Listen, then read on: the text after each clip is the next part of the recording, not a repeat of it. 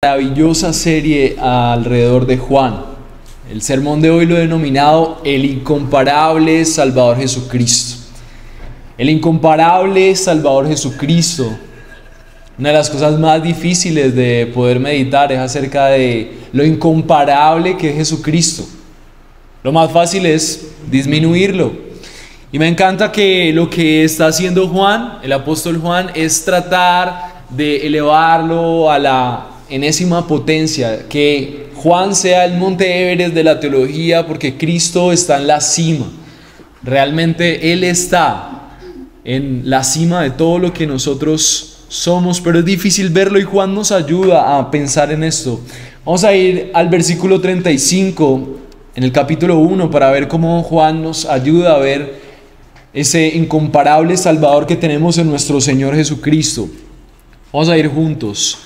El versículo 35 dice así, en las palabras de Juan, la palabra de Dios dice: al día siguiente Juan estaba otra vez allí con dos de sus discípulos y vio a Jesús que pasaba y dijo: ahí está el Cordero de Dios. Y los dos discípulos le oyeron hablar y siguieron a Jesús. Jesús se volvió y viendo que lo seguían les dijo: ¿qué buscan? Y ellos le dijeron: Rabí, que traducido es maestro, ¿dónde te hospedas? Vengan y verán, les dijo Jesús. Entonces fueron y vieron donde se hospedaba y se quedaron con él aquel día, porque eran como las 4 de la tarde. Uno de los dos que oyeron a Juan y siguieron a Jesús era Andrés, hermano de Simón Pedro. Él encontró primero a su hermano Simón y le dijo: hemos hallado al Mesías, que traducido quiere decir Cristo. Entonces lo trajo a Jesús. Jesús mirándolo dijo: tú eres Simón, hijo de Juan, tú serás llamado Cefas, que quiere decir Pedro. Esta es la palabra de Dios. Oremos para que el Señor nos permita navegar en esta historia como si fuera su palabra hoy. Señor, tu palabra es la única que nos puede mostrar lo incomparable que eres. Señor, con nuestros mayores esfuerzos nosotros no podemos acercarnos ni un milímetro a la comprensión de quién tú eres. Pero por gracia nos has traído hoy aquí. Qué gozo incomparable es ver que tú nos has traído a este lugar para mostrarnos tu grandeza. Y no solamente mostrárnosla, sino que viéndote podamos seguirte, viéndote podamos creerte, viéndote podamos confiarte. Y viéndote podamos verte también actuar en nuestras vidas, y con el gozo que eso produce, nosotros podamos proclamar que tú eres incomparable. Y nos has buscado para mostrarnos tu incomparable riqueza, gracia en Cristo. Y por eso en esta mañana yo quiero rogarte que tu palabra, Señor, pueda asombrar nuestros corazones. Señor, personalmente cuando me encuentro frente a textos como este, me siento tan humillado, Dios, porque sé que no voy a poder lograr asombrar a las personas. Pero también gracias, Dios, porque tu palabra es suficiente. Y porque ver a Cristo en tu palabra será suficiente para admirarte, y para que aquellos que tú has traído hoy aquí, para que puedan verte, se asombren, porque tú eres incomparable, porque eres hermoso, porque eres lleno de gracia, poderoso, porque tu obra es incomparable, porque tu persona es incomparable, porque tu gracia es incomparable, Señor. Bendecimos tu nombre y preparamos nuestros corazones para poner nuestros oídos, nuestra confianza, nuestros ojos solamente en tu voz, en tu palabra, en tu presencia hoy hablando a nuestras vidas, Señor. Gracias por la oportunidad que nos das de escucharte. Amén. Esta historia me recuerda algo bien interesante.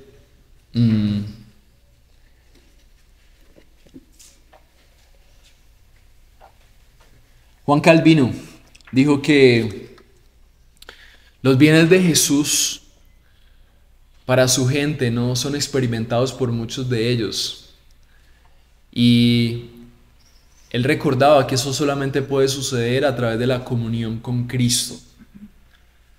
Es decir, Juan Calvino reconocía que puede que la palabra de Dios ande dando vueltas en tu mente, la escuches muchas predicaciones, escuches todos los días el sermón en la iglesia, pero no es lo mismo que esa palabra sea reconocida por la fe que tú depositas en Cristo y que esa fe realmente sea recibida por tu corazón y eche raíces en lo más profundo de tus deseos. Y es por eso que Juan Calvino decía que hay muchas personas del pueblo de Dios que pueden escuchar mucho de la palabra de Dios sin experimentar cómo esa palabra realmente transforma su vida, sus deseos y todo lo que son. Pensando en esto, recuerdo la historia de una mujer que vivía en una casa muy rica, en una casa en un lugar muy especial. Y al conocer a esta mujer, aunque la casa era espectacular, vivía adentro una realidad terrible, y ella era que vivía como pobre porque esa casa la había heredado de su esposo. Y aunque habría muchas ofertas para pagar esa casa y que ella aún fuera rica, ella estaba sentada literalmente en una riqueza, en una abundancia, pero en su corazón ella atesoraba todo lo que pasaba dentro de esa casa. Hace poco conocí la historia continuando y esa mujer logró vender esa casa después de mucho tiempo, casi 20 años viviendo como pobre en una casa de ricos. Pero me llamaba la atención que aún después de venderla, la persona que cuida el sector me decía: mira, esta mujer ha venido 3 domingos seguidos a llorar por esta casa. Y aunque nosotros nunca podríamos imaginar la cantidad de dinero que esa persona recibió por esa casa y podría ser feliz con eso, ella seguía aferrándose en su corazón a todo lo que significaba esa casa, aunque esa casa era una carga para ella. Y aunque nada de lo que vivía en esa casa realmente le producía gozo, había algo en su corazón que le permanecía aferrada a eso. Sus deseos estaban enraizados más profundamente que los cimientos de la misma casa. Y eso es de lo que Juan Calvino está hablando. No solamente es necesario que nosotros escuchemos acerca de la palabra de Dios, sino que la palabra de Dios realmente profundice y que nuestro corazón esté realmente cautivado por el incomparable Salvador que nosotros tenemos en Cristo. Y que ese gozo transforme nuestros deseos y por lo tanto transforme nuestras vidas. Y de eso quiero hablarles hoy. A veces tú podrías estar aferrado a una religión vieja, a una casa construida con viejos instrumentos, y no disfrutamos de lo que nuestro Padre quiere darnos en nuestra nueva vida porque estamos aferrados a una religión vieja, a unas costumbres viejas. Y lo que hoy quiero que recuerden es que los que ven al Cordero, los que ven realmente a Cristo, lo oyen, le siguen, pero también le anuncian. Y eso es producto de que sus afectos han sido cambiados. Y hoy vamos a ver en 3 puntos esto. Lo primero que vamos a ver es que los que ven a Cristo le siguen, los que realmente le ven le siguen. Los que le siguen, los que siguen a Cristo pueden verle y se quedan con Él. No les están obligando, no es religiosidad, ellos deciden quedarse. Están disfrutando de eso. Tener una relación con Dios es placer. Se quedan. El tercer punto que vamos a ver hoy es que los que ven a Cristo proclaman su gloria. Ellos le han visto, por eso le siguen, le disfrutan, por eso están con Él. Y hablan de Él, porque ellos están disfrutando de quién han visto y en quién permanecen, quién es su placer y su deleite. El primer punto es que los que ven a Cristo le siguen. Y vamos a verlo desde el versículo 35 al 37. Pero antes de ver esto, quiero que veamos el contexto de esta situación. Los evangelios están escritos casi en paralelo, excepto Juan. Juan está tratando de mostrar la supremacía de Cristo como Dios. Y por eso en la última porción vimos que Juan estaba hablando de que Jesús era el Cordero de Dios y que aquel que le había enviado a bautizar por el agua le dijo que había uno sobre el cual descendería el Espíritu. Pero esto es un poco más explícito en Mateo 3:13. Dice la palabra de Dios que cuando Juan estaba bautizando, Juan estaba en un lugar diferente al que estaba Jesús. El versículo 13 del capítulo 3 dice: entonces Jesús llegó al Jordán, a donde estaba Juan, para ser bautizado por él. Pero Juan trató de impedirlo diciendo: no es necesario ser bautizado por ti, y tú vienes a mí. Yo no necesito ser bautizado por ti, y tú vienes a mí. O sea, Juan se sentía totalmente indigno diciéndole: Jesús, yo para hacer mi ministerio no fui bautizado por ti, ahora tú vienes a ser bautizado por mí. Y Jesús le responde: permítemelo ahora, porque es conveniente así que cumplamos toda justicia. Entonces Juan consintió. Versículo 6 dice: después de haber sido bautizado, Jesús salió del agua inmediatamente y los cielos se abrieron en ese momento. Y él vio al Espíritu de Dios que descendía como una paloma y venía sobre él. Y se oyó una voz de los cielos que decía: este es mi Hijo amado en quien me he complacido. Lo que estaba presenciando Juan el Bautista frente a él era el cumplimiento de profecías de cientos de años atrás acerca de un hombre que iba a ser el Salvador de un pueblo y de todo lo que existe. Entonces Juan, en ese contexto, ya tenía unos discípulos. Y Juan no podía otra cosa más que señalar al hombre esperado por cientos y cientos de años, por miles y miles de años. Lo tenía frente a sus ojos. Era evidente, el cielo se había abierto, una paloma sobre él. Él ya sabía que ese iba a ser el cumplimiento. No hay otra cosa más especial a la que Juan podía dedicar su vida que apuntar todos sus esfuerzos a guiar a más gente hacia Jesús. Era el Salvador esperado. Era el Mesías. Y hoy vamos a ver qué significa eso. Y tú y yo necesitamos ser asombrados porque Juan vio solamente parcialmente lo que tú y yo hemos visto. Juan no vio toda la grandeza que nosotros hoy podemos ver en Jesús. Aunque él haya visto el cielo abierto, la palabra de Dios, la presencia del Espíritu en nosotros dándonos convicción, la iglesia como la vemos hoy, los recursos que tenemos hoy, nos ayudan a ver que Jesús era todavía más grande que lo que Juan vio. Y deberíamos estar asombrados como Juan. Deberíamos estar llevando nuestras almas y deseos a los pies del Salvador. Deberíamos estar contándole a la gente de lo incomparable que es nuestro Salvador, lo incomparable que es nuestro Dios al hacerse hombre, al venir a buscarnos, al tener la humildad de bautizarse por un humano. El versículo 35, para definir los que ven a Cristo y le siguen, al versículo 37, decía así la palabra de Dios: al día siguiente Juan estaba otra vez allí con dos de sus discípulos.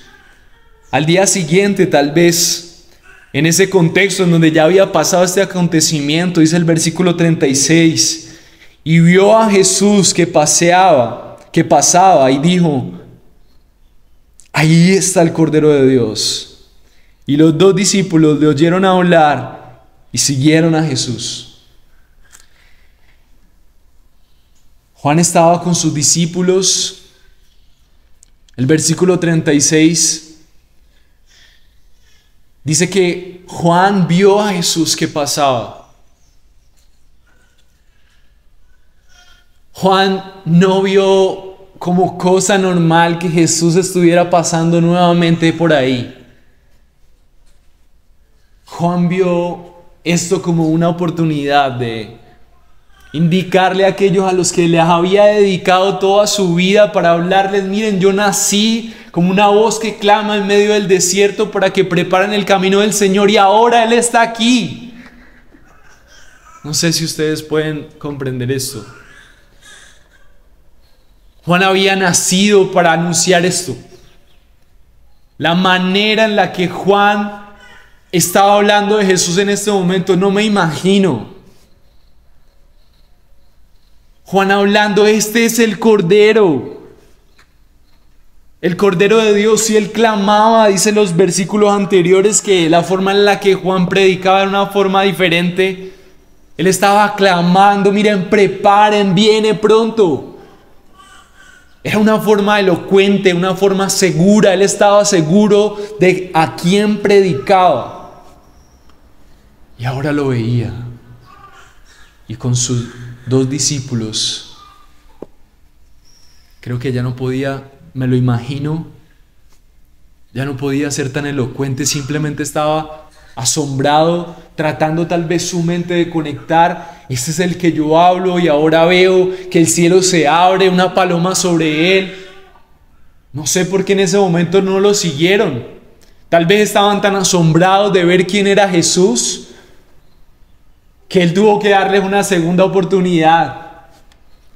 Tal vez un día siguiente, para que ellos pudieran darse cuenta que lo que ellos tenían que hacer era seguirle. Y dice Juan el Bautista, aquí el Cordero de Dios. Vimos en la predicación pasada que esta frase del Cordero de Dios es la oportunidad de un pueblo de ya no estar lejos de Dios, porque ese Cordero quita el pecado del mundo, de las personas que creen en él, de su pueblo. Es la oportunidad de que ya no haya lejanía, de que haya un Dios cercano. Muestra también la humildad de reconocer que él no era el centro, sino que era Cristo.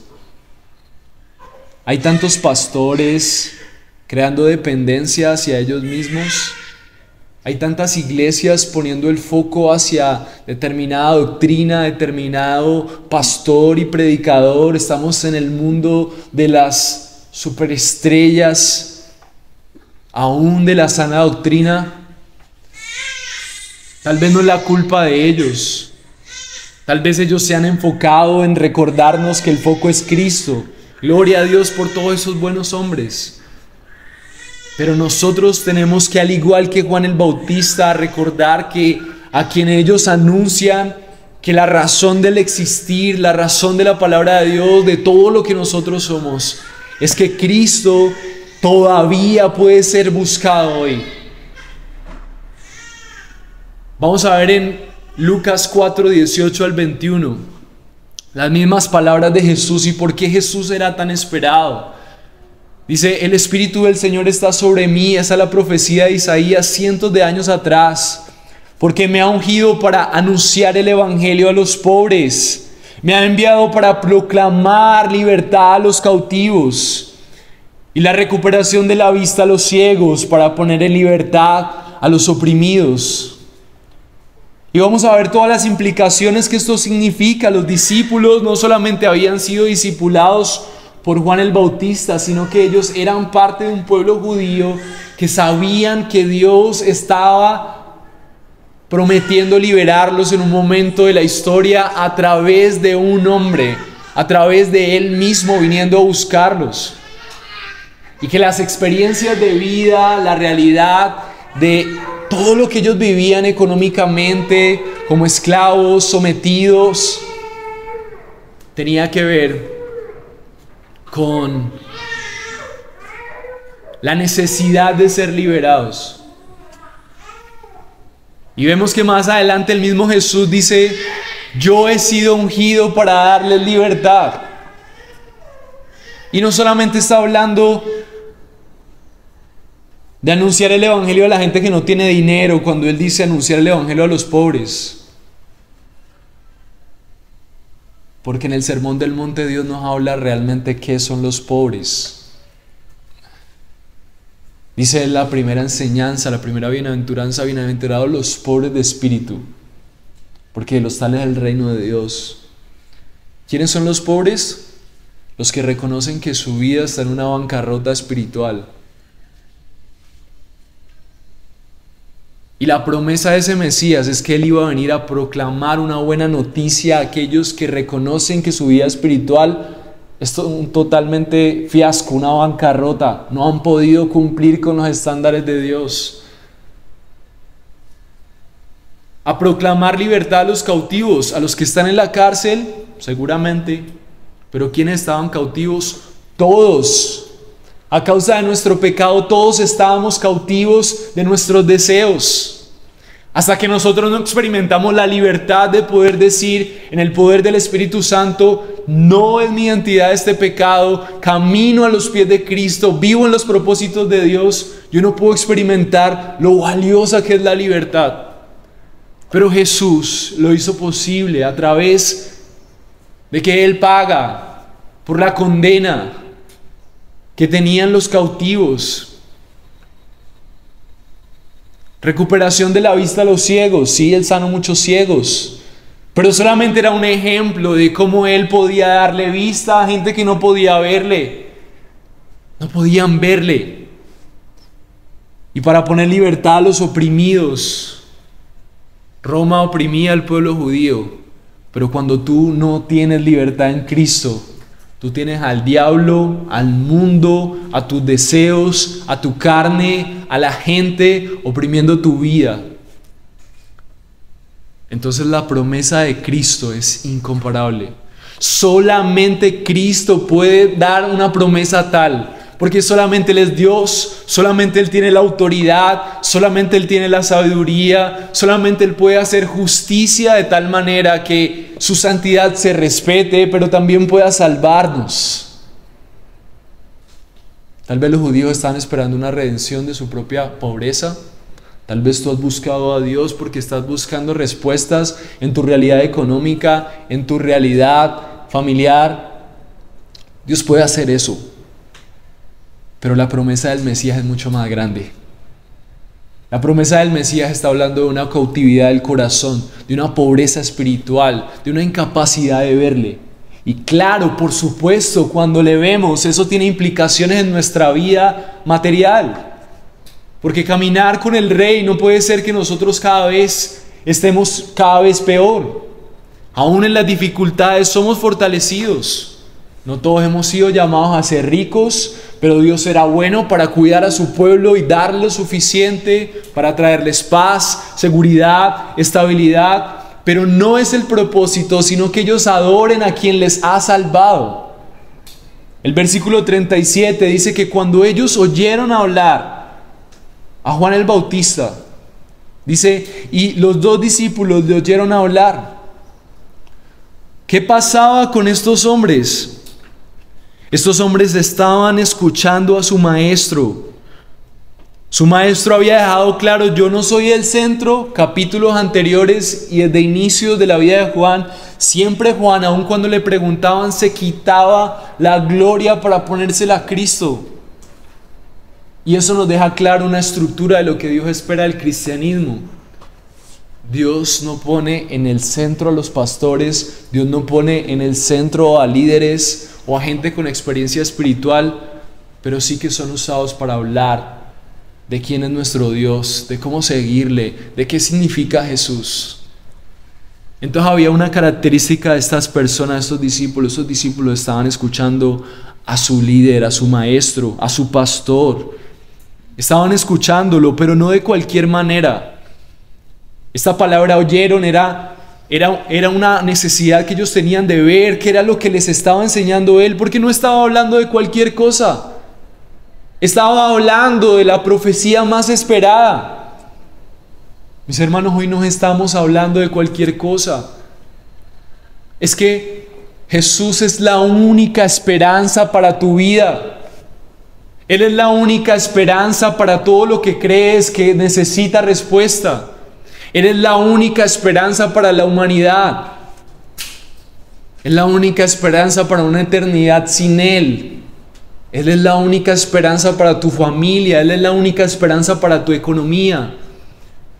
Pero Él es la única esperanza para tu desesperanza, porque solo conocerle a Él es incomparable. La meta no es que Él solucione tus problemas. La meta es el deleite que produce disfrutar de una relación con aquel centro del universo, el Dios hecho carne, el centro iniciador de toda la vida.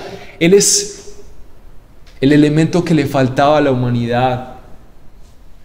Y nosotros necesitamos rogarle al Señor que nos revele esto. Nosotros necesitamos palpitar porque Jesús es incomparable. Hay una promesa especial, dice Juan 6:37, todo el que el Padre me da vendrá a mí, y al que a mí viene, de ningún modo lo echaré fuera. Ellos estaban viendo una oportunidad para seguirle, pero también era algo que Dios estaba haciendo ya en sus corazones hace rato para que ellos pudieran venir a Él. Así como dice el Señor, todo el que el Padre me da vendrá a mí, y aquel que viene a mí, de ningún modo le echaré fuera. La seguridad de los hijos de Dios es que si tienen una relación con Dios es porque Dios mismo les llamó primero y no serán rechazados de ningún modo. Tienen la certeza de que Dios está con ellos. El versículo 37 dice, y siguieron a Jesús. ¿Por qué? Primero le escucharon. Cuando una persona puede ver que su Salvador Jesucristo es incomparable, cuando está escuchando acerca de Él, no hay manera de que tú te asombres por la grandeza de Cristo y su esplendor si tú no estás escuchando con oídos atentos las glorias de Cristo. Puedes venir a la iglesia sin oídos, sin un corazón dispuesto. Necesitamos la locura de la predicación para ver la dimensión incomparable de nuestro Salvador. Pero también necesitamos tiempos con aquellos predicadores originales. ¿De quién estamos leyendo? Juan era un predicador. Juan el Bautista era un predicador. Jesús mismo fue un predicador. Entonces, cada vez que tú dedicas tiempo con un corazón que desea oír de un Salvador incomparable, entonces tú empiezas a entender quién es Jesús. Hay un orden establecido por Dios para poder disfrutar de una relación con Él, y es que Él quiere que tú primero le oigas. Él te llama para que le oigas. Y cuando tú oyes su palabra, cuando tú pasas tiempo con Él, el efecto de la palabra de Dios y la predicación, la Biblia es una predicación viva. Empieza a surgir un efecto en ti y tú empiezas a comprender. Los discípulos hace tiempo estaban pensando que si existía la posibilidad de conocer a ese Mesías, era una gran oportunidad para dejarlo todo y seguirle. Porque ellos comprendían intelectualmente quién era el Mesías, pero habían pasado la suficiente tiempo meditando en las enseñanzas de la grandeza de Cristo, de las promesas a través de los profetas, desde los tiempos de antaño acerca de lo valioso que es Cristo, que no solamente ellos estaban comprometidos intelectualmente, sus emociones estaban decididas. Me los imagino nerviosos viendo, Él es Dios hecho hombre. Qué desafío tan grande y qué privilegio tengo de seguirle. Estamos asombrados, es Él, lo estamos viendo. Cada vez que se predica a Cristo, cada domingo tú tienes la oportunidad de seguir al Dios que no se quedó en su trono, vino, se acercó, para que tú digas, quiero seguirle, porque mi mente está cautiva. Quiero seguirle porque mis emociones están cautivos por entender quién es el único que puede salvarme. He perdido tanto tiempo. He perdido tantas oportunidades para seguir a que realmente podía salvarme, tantas cisternas rotas con las que he hecho daño a mi vida y a otros. Hoy puedo verte, quiero seguirte. Es una convicción del corazón que primero da a Dios. Y siguieron a Jesús. La palabra seguir es muy importante porque está 18 veces en los evangelios y siempre hace referencias a personas que siguieron a Jesús. Solamente la palabra seguir en los evangelios 18 veces y siempre la palabra se repite para personas que siguieron a Jesús. Lo que quiere decir esta palabra es que seguir tiene unas implicaciones. Seguir a Jesús no es simplemente darle like en una foto, ver su vida y decir qué chévere que eres. Seguir a Jesús es tener la convicción de que Él es Dios. Seguir a Jesús es tener la convicción de que Él es el Señor y aunque haya venido a hacerse hombre, merece todo mi respeto y mi colaboración porque Él es el que gobierna sobre todo lo que existe y su plan nunca fallará. Yo tengo dos opciones. O no le sigo y coopero de una forma indiferente porque igual todos vamos a cooperar. O me uno a Él como su asistente y le acompaño voluntariamente como su siervo. Los discípulos en esa época estaban acostumbrados a seguir a maestros y era digno seguir a un maestro. Porque las personas eran dignificadas en la medida en la que aprendían la palabra de Dios. Esa era la sociedad antes. ¿Quiénes eran más dignos? ¿Quiénes eran más honrosos? Los que conocían más del Dios que había creado nuestros sistemas sociales. El Dios que había creado nuestras vidas. Había dejado instrucciones para la sociedad. ¿Qué es lo que pasa con los 10 mandamientos? Después Dios deja otros mandamientos y leyes que son el establecimiento de lo que sería su pueblo. Leyes sociales, leyes sacrificiales. Dios estableció una sociedad, ya estaba claro. Entonces, ¿quiénes podían ser los líderes de las sociedades? Los que estaban más cerca de comprender las verdades de Dios. Y era digno seguir a un maestro. ¿Cuán más digno sería seguir a un maestro llamado Jesús? ¿Cuán más digno sería dejarlo todo por saber que Dios se hizo hombre para enseñarme pacientemente acerca de la sociedad que quiere establecer en este mundo a través de mi vida? ¿Cuán más glorioso es unirse a alguien como discípulo? No solamente era cooperar con lo que Él estaba haciendo, sino era ponerse al lado de Él. Tal vez no como el que enseña, sino estaban tan adheridos a lo que esa persona estaba enseñando, que estaban dispuestos a vivir lo que esa persona les enseñaba. La palabra seguir quiere decir una persona que está dispuesto a someterse como la primera medida. Someterse y obedecer era lo obvio. Una persona que seguía a Jesús estaba dispuesta no solamente a someterse y a obedecer, sino que estaba decidiendo que aunque le costara la muerte lo iba a hacer. Eso es ser un discípulo. El problema nuestro es que nosotros ya no queremos ser discípulos, queremos darle like a la vida de Jesús. Y por eso pasa lo que dice Juan Calvino. Hay tantos, aún hijos de Dios, que no disfrutan de la hermosura de Cristo en su vida, porque mientras han dicho que sí a Jesús, también son discípulos de un montón de cosas. Los filósofos tenían discípulos. Y este mundo tiene filosofías, y tal vez tú eres un discípulo fiel, mucho más fiel de esas filosofías que de Cristo. Tengo conversaciones con mi esposa en donde puedo exponer mi corazón y puedo decirle, mira cuánto estoy, mira lo que está pasando, mira cómo decido esto. Sé que esto no es el camino, pero de alguna manera hay algo que me conecta con eso. Eso es porque mi corazón de alguna manera está enraizado en eso. Y nosotros tenemos que tener lentes del Evangelio para decir, ¿por qué yo finalmente tomo estas decisiones? Y hablarlo con alguien. Los que estamos casados, qué bendición poder hablarlo con la esposa, el esposo, pero para eso está la iglesia. Mira, no sé por qué termino tomando estas decisiones.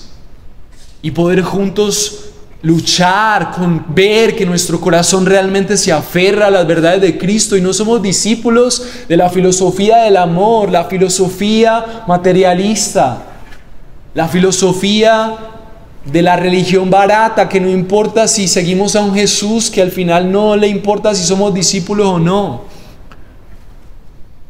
Necesitamos hacer una pausa y hacernos una pregunta. ¿Tú eres un discípulo de Cristo? ¿Tú decidiste seguir a Jesús?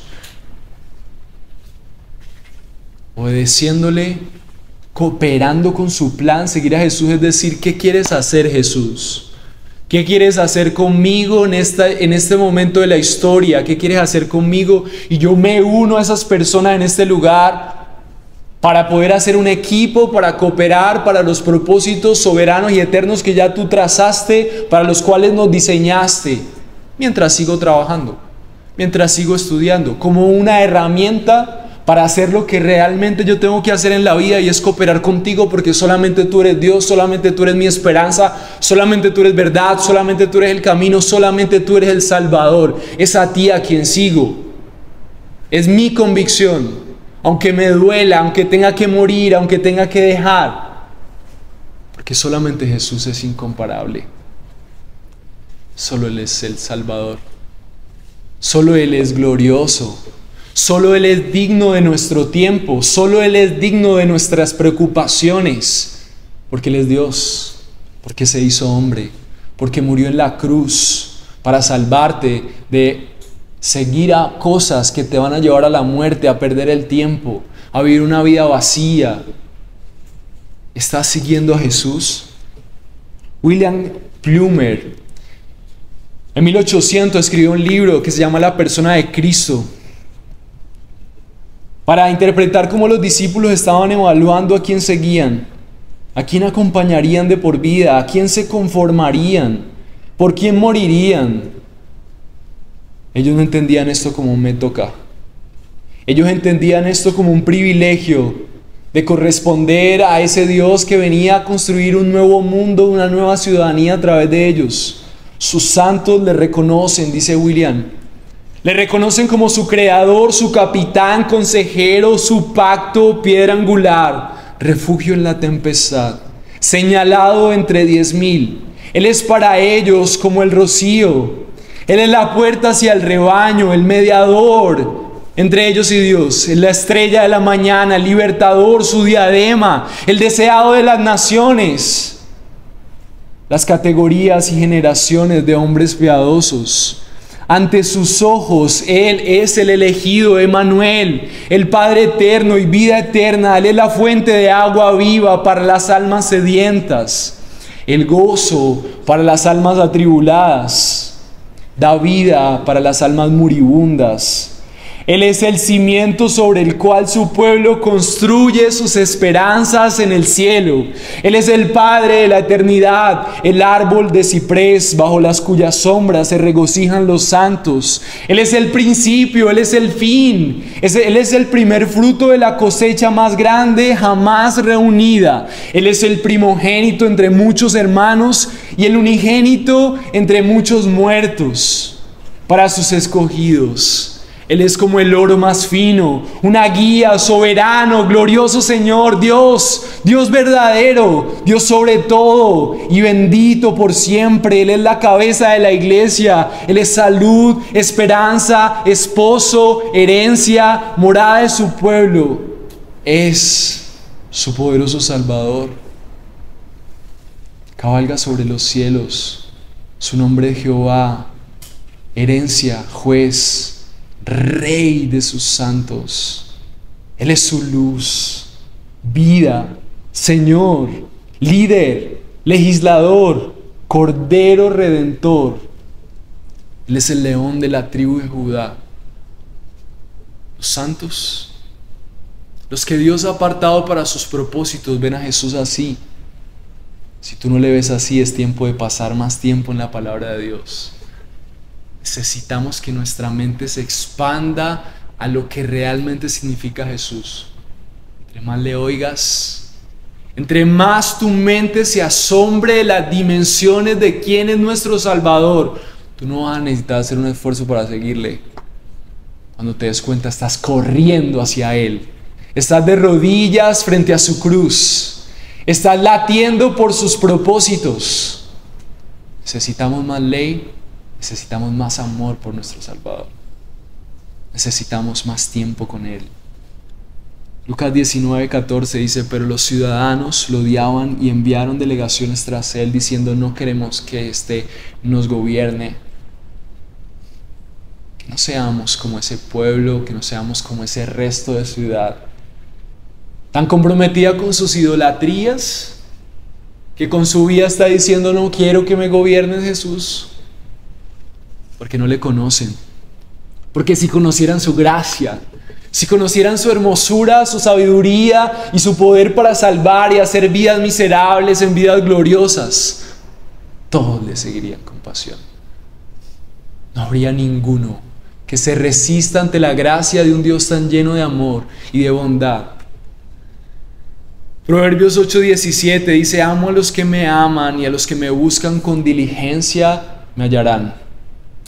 Hay promesas cuando nuestra mente abunda. Entonces, ¿por qué le siguieron los discípulos? Porque su líder les dijo no. Le siguieron porque Jesús es incomparable. Nuestro Salvador es glorioso. Ellos sabían que seguirle era lo mejor que les podía pasar. Ellos sabían quién era Jesús. Ellos sabían que al seguir a Jesús ellos estaban más seguros que al seguir sus deseos. Porque Dios no era hombre para mentir. Y todo lo que se prometió en Jesús era la esperanza que ellos estaban buscando en tantas cosas. William dice: Jesucristo es maravilloso, es glorioso, y restarnos importancia a nosotros mismos y a nuestra propia labor para ir a Cristo es tener vida eterna. La seguridad consiste en acudir a Él y permanecer en Él. Cuando el Espíritu nos llena, la noche se aleja y amanece totalmente despejado. Así que si tú puedes ver a Jesús, tú vas a oírle. Si tú puedes ver a Jesús, le seguirás.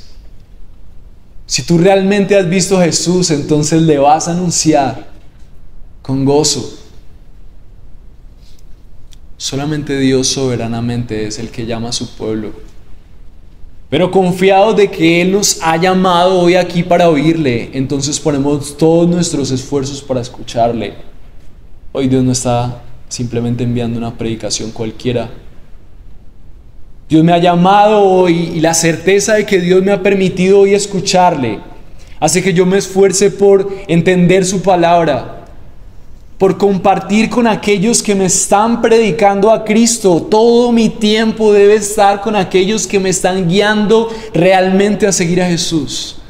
Todo lo que me recuerde quién es Él, que tu mente, tu razón, tus emociones apunten a Él. Los discípulos eran pastoreados por alguien que tenía claro quién era su Salvador. Cuando le bautizó, él sabía quién era Jesús, por las señales que había visto cuando le bautizó. Hoy tú tienes que entender que debes ser guiado, no solamente por Dios, sino por personas, para que veas ese Salvador incomparable, personas hoy vivas y hermanos en la fe que nos escribieron a través de su palabra. Todo lo que pueda recordarte a Cristo será necesario en un mundo en donde todos te están bombardeando con sus filosofías. Cada vez que compartes un minuto con una persona que no te está llevando a seguir a Jesús, es un minuto perdido para ver la gloria de Dios en otros que sí saben quién es Él. No estoy diciendo que no compartamos con gente que no confía en Jesús. No oigan eso de mi parte. Pero ¿cuánto tiempo invertimos en escuchar gente en redes sociales que sigue todo menos a Cristo? ¿Cuánto tiempo inviertes en compartir con cristianos que evidentemente no están siguiendo a Cristo? ¿Cuánto tiempo inviertes contigo mismo, en tus propios deseos y poco en gente que te lleve a confiar más en el incomparable Jesucristo? ¿Cuánto tiempo inviertes en pasar tiempo con padres de la fe, como están en las Escrituras, en leer buenos libros? Tus mejores amigos son libros de hombres piadosos que te ayudan a ver más grande a Cristo.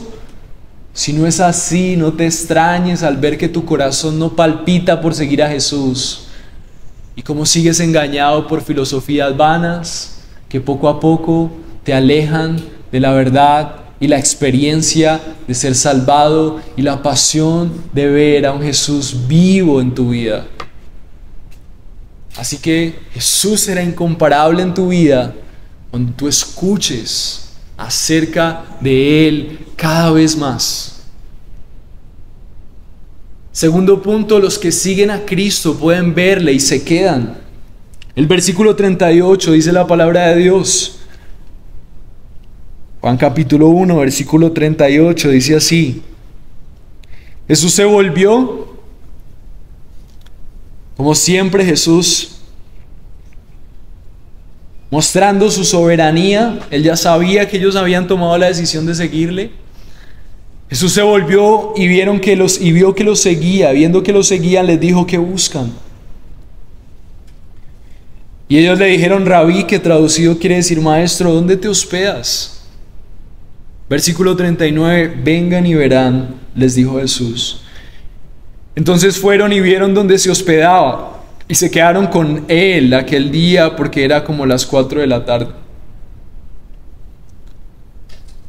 Juan 18:4 nos recuerdan escenas como esta. Esto que dice que Jesús se volvió mientras lo seguían y les pregunta qué buscan. En Juan 18 dice: Jesús, pues, sabiendo todo lo que iba a suceder, salió y les dijo: ¿a quién buscan? Era una respuesta habitual de Jesús al saber que habían corazones de gente dispuesta siguiendo sus pasos. Solamente era una pregunta para decirles son bienvenidos, solamente era una pregunta para que ellos pudieran escucharse a sí mismos y darse cuenta que en realidad su corazón estaba buscando más que a un hombre, estaba buscando un Salvador, estableciendo una conexión con ellos. Solo Cristo puede ver la necesidad de tu corazón y abrirte la puerta para que tú puedas encontrar en Él lo que estás buscando en más cosas que hasta hoy nos tienen secos.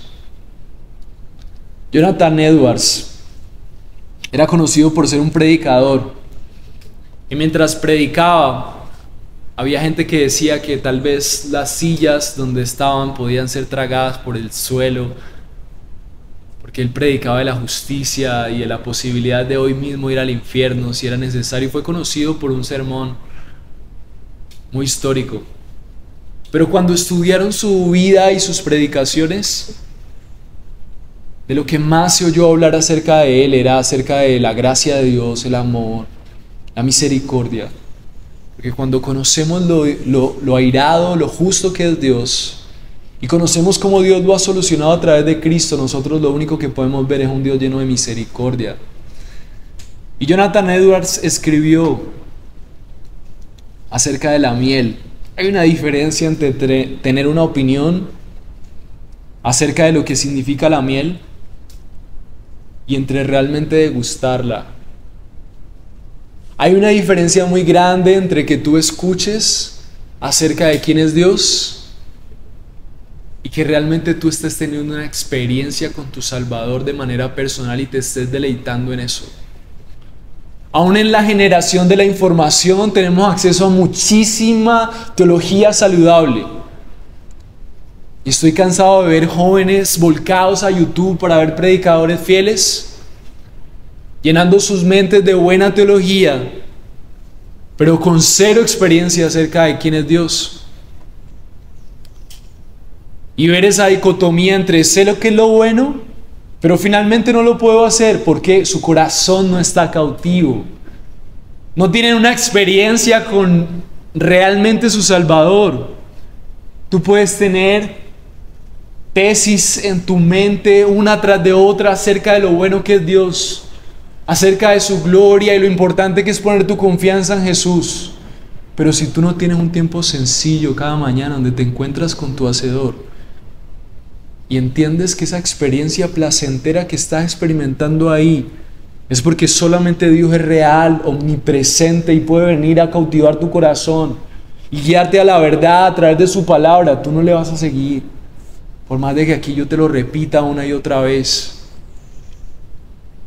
Los discípulos le dijeron Rabí, que traducido quiere decir maestro. Los discípulos ya estaban viendo a Jesús como la persona a la que iban a acompañar y aún a la que iban a obedecer, se iban a someter y aún quien iban a morir junto con sus enseñanzas. Le habían reconocido como aquel de quien ya habían escuchado, ya sabían quién era. Cuando tú vas a Jesús, tú vas como quien sabes que Él es tu Salvador, decidido a comprometerte con cooperar con sus planes, someterse a sus enseñanzas, no solamente porque te toca, sino porque te experimentas privilegiado de que Él te haya llamado y tú hoy puedas decir: Rabí, maestro, tú eres quien me enseña, tú eres quien sigo, tú eres a quien me someto. Soy participante de tus propósitos. La respuesta de Jesús es hermosa. Dice: vengan y verán. Jesús no necesitaba decirles: si vienes te voy a dar tal bendición material. Jesús no necesitaba decirles: si siembras esta plata yo te voy a bendecir. Jesús no necesitaba decirle: mira, yo tengo un plan maravilloso para tu vida. Jesús no necesitaba decirles: si haces esto entonces sí me puedes seguir. Jesús veía corazones dispuestos a verle a Él como su Señor, como su Maestro, y lo único que podía decirles: vengan y vean. Yo voy a ser suficiente. Lo que ustedes van a ver conmigo será suficiente. Vengan y verán. Una promesa les dijo Jesús. Entonces vieron y fueron donde se hospedaba y se quedaron con Él aquel día, porque eran como las 4 de la tarde. Nadie sabe qué vieron, pero ahí comenzó la historia que partió el mundo. Yo no sé, Dios, qué quiere mostrarte, pero sé que está en Cristo. No sé de qué manera Dios te va a ayudar a entender que tú necesitas seguir con todo lo que eres a Cristo. Porque a veces Dios conecta con temas de necesidad, con temas intelectuales, emocionales. Pero lo que sí es cierto y a lo que apunta la palabra de Dios es que es en Cristo en donde tú vas a encontrar las respuestas que necesitas ver. Y el tiempo que ellos pasaron conociendo a Jesús, el tiempo que ellos le habían hecho una pregunta tal vez nada que ver: ¿dónde te hospedas? Tal vez era una pregunta que no tenía nada que ver con el deseo de su corazón, pero su deseo era caminar lo suficiente hasta donde Él fuera. Pasar lo suficiente tiempo como para que ellos pudieran afirmar eso que les había predicado Juan. Necesitamos cerciorar que la decisión que estamos tomando de dejarlo todo por seguir a este hombre es verdad. Pero cuando le conocieron, nunca nada fue igual. Porque Jesús es incomparable. No hay nadie como Él. Jesús es indescriptible, Él es Dios hecho hombre. Nunca jamás conocerás a nadie más inigualable que nuestro Señor, el amado y deseado de las naciones. La respuesta que el mundo estaba buscando de Él es quien hoy hablamos. Él es que está presente aquí recordándote: es a mí a quien dices seguir, es a mí a quien escuchas detrás de ese hombre que está ahí. Es a mí de quien se habla en las Escrituras. Soy yo el que vuelvo, el que estuve muerto y ahora estoy vivo, el que vendré por mi iglesia, el que predica en cada púlpito fiel. John Owen, el príncipe de los predicadores, dice que para todos los creyentes es urgente contemplar la gloria de Dios en el rostro de Cristo. Lo necesitamos. Necesitamos de más hermanos que hagan tiempos de oración, que traigan esto a la predicación. Esto lo meditamos en un tiempo de oración. Y creo que es urgente para ti. No solamente quiero decir esto para que tú tengas mi atención, sino que hombres fieles, seguidores de Dios y fieles en su palabra, nos han mostrado que los seguidores de Cristo necesitan tiempo con Él. Si no pasamos tiempo con Cristo, nuestra mente solamente va a entender intelectualmente. Nuestras emociones, nuestra razón no va a estar lo suficiente cautiva como para dejar idolatrías falsas y seguir al único Salvador. Entonces, ¿cómo? John Owen dijo: necesitamos el poder de contemplar la gloria de Cristo afectando nuestros corazones. ¿Acaso no llena y sacia con gozo, descanso y deleite y satisfacción? Es nuestra presente visión de la gloria de Cristo la que nos inicia, en la cual nos ejercitamos hasta que hayamos experimentado su poder transformador en nuestras almas. Mis hermanos, yo he podido experimentar cómo mi vida, aún en desesperanza, depresión, reconoce que no hay salida y podemos ir a la palabra de Dios, meditar en la gloria de Cristo, de Dios hecho hombre, muerto por ti y por mí. Y ahora su presencia en mi vida dándome poder. Mis hermanos, yo he podido ver la transformación de cómo solo meditar en Cristo me saca del hoyo. Es lo mismo que decía Jonathan Edwards. Es lo mismo que decía David. Una sola cosa pediré: estar en tu presencia todos los días. Todos estaban hablando de lo mismo. Pablo estaba orando por las iglesias. Señor, que puedan comprender la anchura, la profundidad, la dimensión del amor de Cristo. ¿Qué quiere decir eso? Necesitas usar tu mente. Todas tus energías, tu agenda debe tener tiempo para que medites en la gloria de un Dios santo, pero que se despojó de su gloria para hacerse hombre y nacer en un establo. Y venir a decir: sígueme a mí, yo soy. No dedicamos tiempo a eso, no vamos a seguirle. Contemplar la gloria de Jesús significa que comenzamos a encontrar a Jesús hermoso por quien Él es en sí mismo. Dejamos de buscar a Dios por lo que nos da. Y nuestro corazón, el Espíritu Santo empieza a revelar que Dios es hermoso en Cristo de una manera que no podemos comprender. Significa la clase de oración en la que no venimos a Él para obtener perdón, no estamos pidiendo ayuda, no estamos pidiendo su favor, no estamos pidiéndole que nos bendiga, sino es la consideración de su carácter, la obra que Él hizo a nuestro favor. Se convierte en intrínsecamente satisfactoria, es agradable, es confortable. John Owen insistió: es crucial que los cristianos fueran capaces de hacer esto. Él pensaba que si la belleza y la gloria no capturan nuestra imaginación, no dominan nuestro pensamiento cuando despertamos cada mañana y cada noche antes de acostarnos, nuestros corazones con ese anhelo y deseo por Él, entonces algo más lo hará. Dedicamos tiempo a pensar en la gloria de Cristo. Los discípulos entendían racionalmente y aún podían considerar que Cristo podía ser digno de seguir. Escucharon acerca de Él y tomaron la decisión de ir. Pero fue necesario que Jesús les dijera: ven y ve, que tú me veas, que pases tiempo conmigo, que experimentes mi gloria. La gloria del Hijo de Dios va a ser suficiente. Así como los apóstoles escucharon que había un Mesías, tú hoy estás escuchando que hay un Salvador.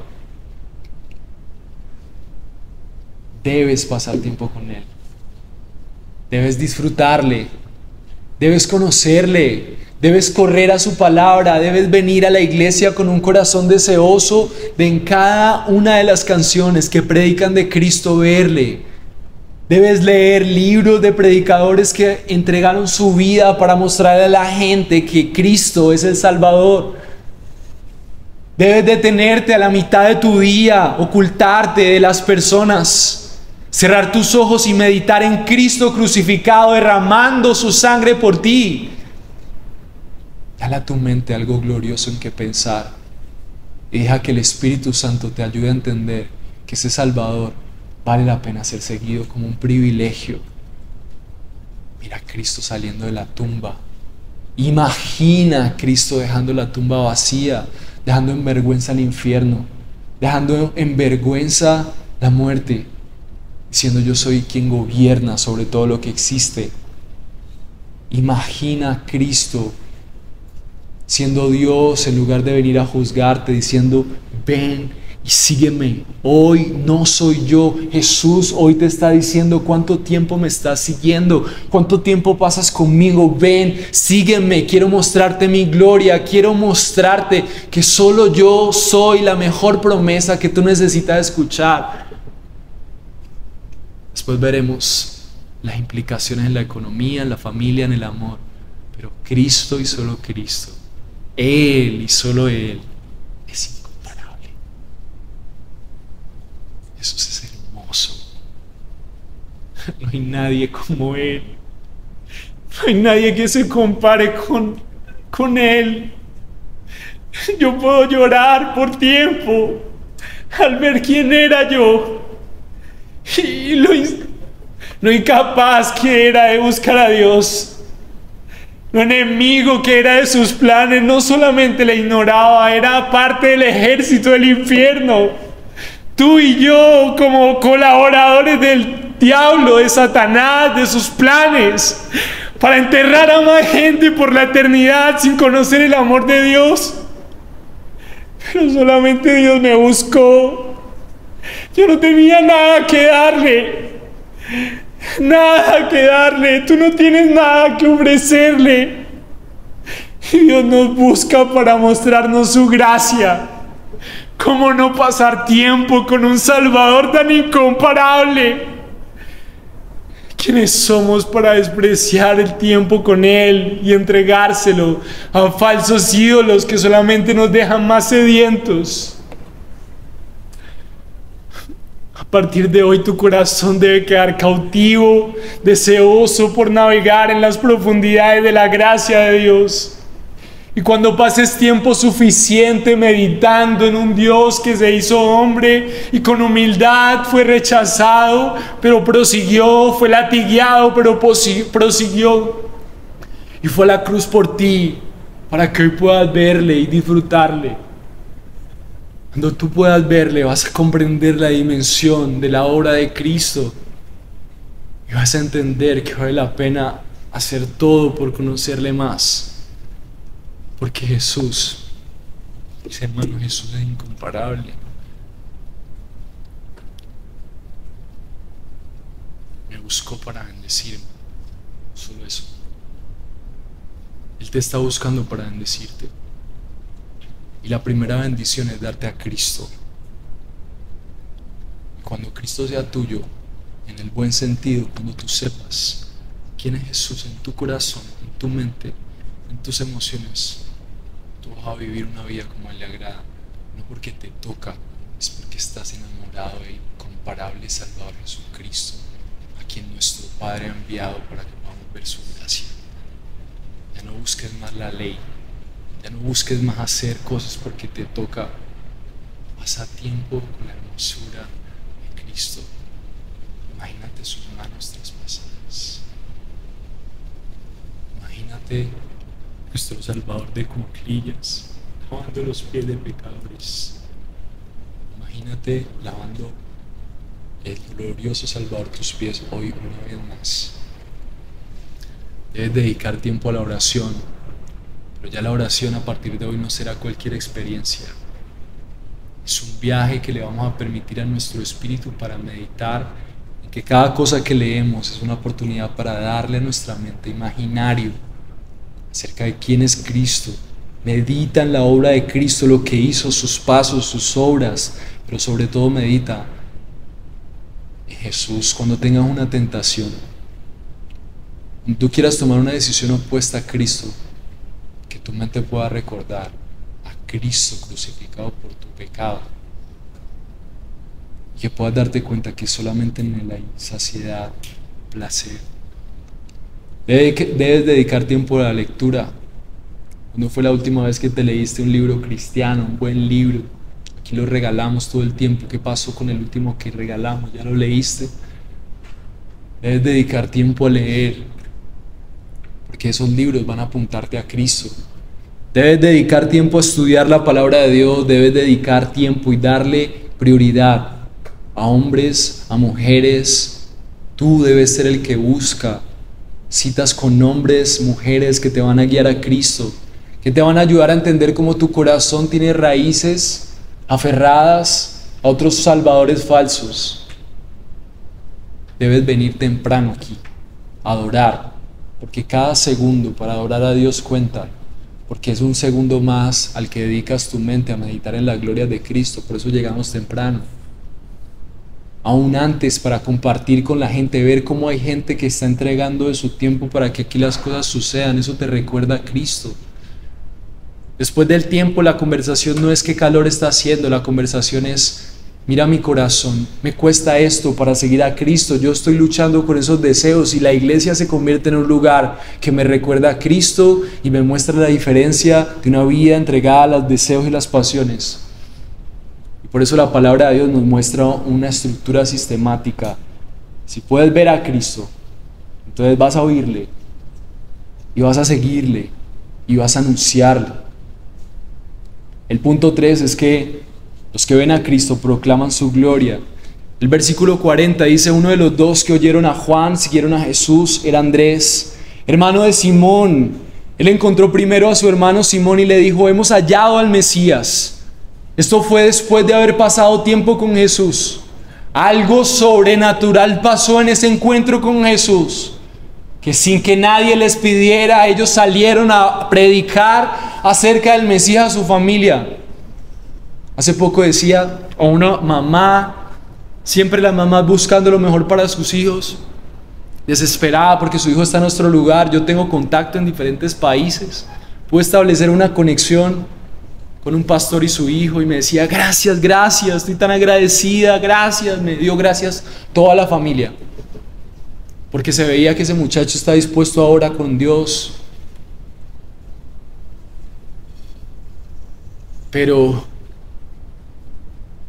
lo que vemos en estos discípulos es lo mismo que vemos en ese joven. Tal vez Dios cautivó su corazón, Dios empieza a encontrarle de diferentes maneras. Estos hombres habían pasado un tiempo con Jesús, y solamente fue ese tiempo necesario para que ellos fueran a proclamar a los que amaban. Le decía a esta madre: tenemos que proclamar a los que amamos. Y ella me decía: tenemos que proclamarle a todos, mijo, a todos. Pero por alguna razón Andrés empieza con su hermano, porque hay un amor especial con los hermanos, con los papás, con la familia. ¿Cómo no, si nos hemos encontrado con un Salvador tan hermoso y tan glorioso? Correr a decirle a la gente, como dijeron estos personajes: hemos encontrado al Mesías.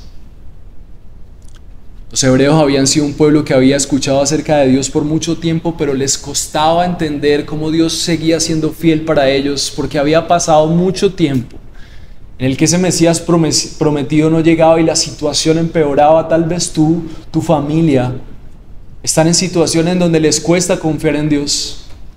Cada vez que tú pasas más tiempo con el verdadero Salvador y estás convencido de que Él es glorioso, tú no necesitas llegar con un montón de millones para resolver los problemas de tu familia.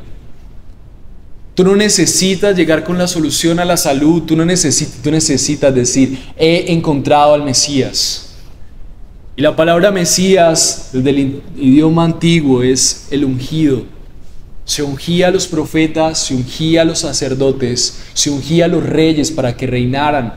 Quería decir que el aceite era la manera en la que ellos recordaban que su vida estaba siendo consagrada para llevar a cabo una labor que seguramente representaba a Dios para el bien del pueblo. Así que cuando los hebreos decían encontrar al Mesías, es porque solamente uno tenía esa ordenación de parte de Dios para la salvación. El Mesías, que también la palabra es el Cristo, por eso se dice Jesucristo. Es que Jesús es el único del que provienen las respuestas para una humanidad sedienta y necesitada.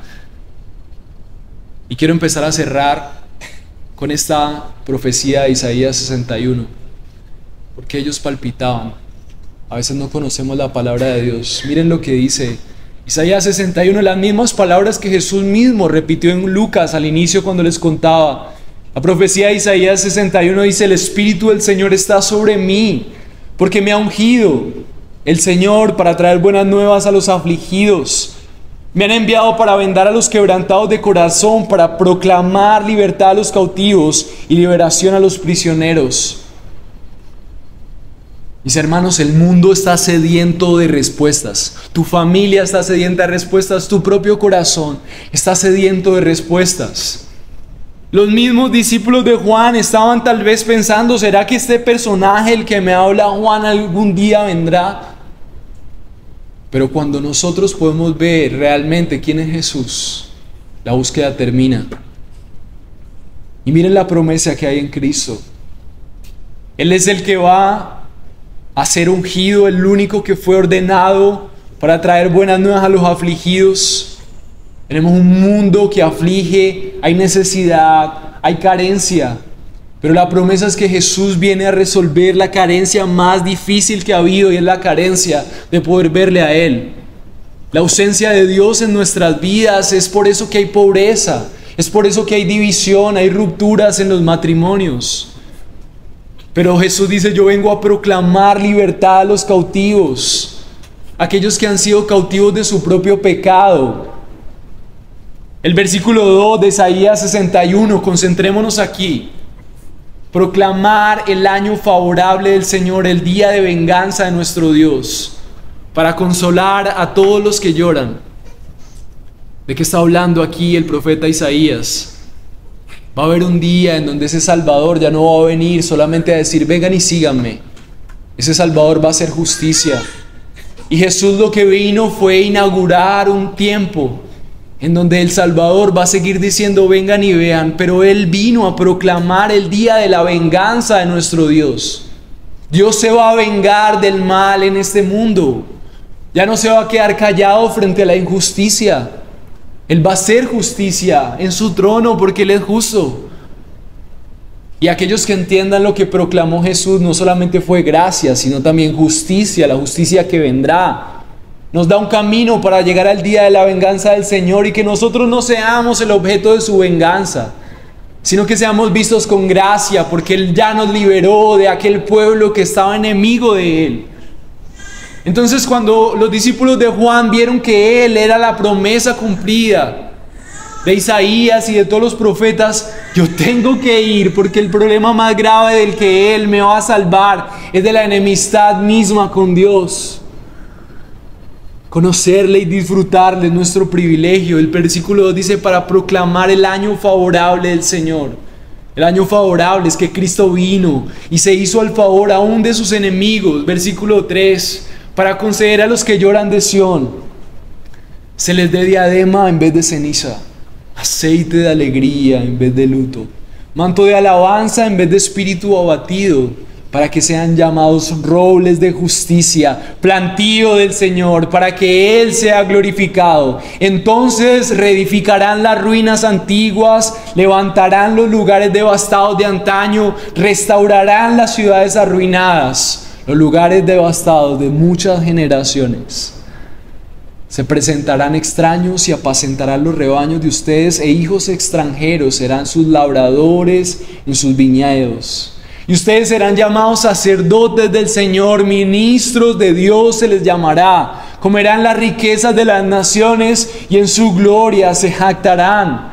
En vez de vergüenza tendrán doble porción, y en vez de humillación ellos gritarán de júbilo por su herencia. Por tanto poseerán el doble de su tierra y tendrán alegría eterna, porque yo, el Señor, amo el derecho, odio el robo. En el holocausto fielmente les daré su recompensa y haré con ellos un pacto eterno. Entonces su descendencia será conocida entre las naciones, y los vástagos en medio de los pueblos, todos los que los vean los reconocerán, porque son la simiente que el Señor ha bendecido. En gran manera me gozaré en el Señor. Mi alma se regocija en mi Dios, porque Él me ha vestido de ropa de salvación. Me ha envuelto en manto de justicia, como el novio se engalana con su corona, como la novia se adorna con sus joyas. Porque como la tierra produce renuevos, y como el huerto hace brotar el sembrado en él, así el Señor hará que la justicia y la alabanza broten en la presencia de todas las naciones. Es increíble ver las bendiciones de Dios para su pueblo. Esa herencia será una nueva ciudad, que Dios construirá con aquellos que puedan ver a Cristo como su Salvador. Esas riquezas de las naciones tendrán que ver con cómo aún nosotros heredaremos la tierra, gobernaremos con Cristo. Jesús inauguró su trono, pero todavía no vemos la plenitud de su reino. Él inauguró, pero hará un lanzamiento increíble cuando venga con su pueblo. Los discípulos sabían de quién estaban hablando. Isaías 61 es la imagen de quien tú y yo necesitamos conocer, nuestro Salvador, nuestro incomparable Salvador Jesucristo. Versículo 42 dice que los hermanos trajeron a Pedro y Jesús pudo ver su futuro y le dijo: tú eres Simón, hijo de Juan, tú serás llamado Cefas, que quiere decir Pedro. Dios conoce tu historia, Dios conoce tu futuro y lo que puedes hacer en sus manos. Necesitas creer en quién es tu Salvador. Él es el Dios incomparable que sin merecerlo vino a transformar nuestras tristezas, bancarrota, quebranto en gozo. El pecado del mundo y vivir dándonos nuevas fuerzas, trayendo nuevas fuerzas a corazones abatidos, tristes, solos. Él ve tu realidad. El Mesías es tu esperanza. Jesús es quien necesitas. Su sanidad, su imagen, esa cirugía que cambia nuestros corazones y quita la venda de nuestros ojos. Él es el profeta que anuncia el reino, la justicia venidera para los pecadores arrepentidos. Es como el sacerdote que celebra y fue ungido para celebrar el sacrificio que como cordero tenía él mismo, para que tú y yo podamos disfrutar de las bendiciones de ese profeta que anunció a ese Mesías en el Isaías 61. Él es el rey ungido que con poder establece primeramente su reino en tu corazón, para que tú hoy puedas gozarte de ser parte de ese reino. No solamente es el Mesías que nos da una nueva identidad, sino que nos hace parte de su plan soberano. Por eso vale la pena proclamarle, porque solamente Él salva. Cuando tú experimentes que Él salva tu vida de tus propias idolatrías que te tienen hasta hoy seco y desesperanzado, vas a proclamarle. Los que ven al Cordero le oyen, le siguen, le anuncian, porque entienden que la vida se trata de ser restaurados para restaurar. El Dios que Rey vino a redimirte, pero tú necesitas entenderlo. Necesitas solo disfrutarlo. Disfruta de conocerle, pero necesitas poner todos tus esfuerzos en venir aquí y escuchar su palabra, en tener tiempos diarios con Él, para que puedas entenderle y darle a tu mente la capacidad de comprender las dimensiones del incomparable Salvador Jesucristo. Necesitas escuchar más tiempo a personas que te guíen a Él, que seamos nosotros no como los que se aferran a esos otros salvadores, sino como aquellos que pueden ver claramente quién es su Salvador. Meditan las profundidades de Cristo. Cómprate un libro, léelo, medita en quién es Cristo. Que no seamos como esa mujer que tal vez tiene la oportunidad de conocer una vida llena de prosperidad, pero se aferra a una casa vieja, con una religión vieja, y no disfruta de lo que puede tener en Cristo y lo que ya tiene en ese Salvador glorioso. Medita en las profundidades de Cristo y su palabra. Escúchale, síguele, proclámale. Solo necesitas tiempo para que tu mente se deje impresionar por el incomparable Salvador Jesucristo. Oremos.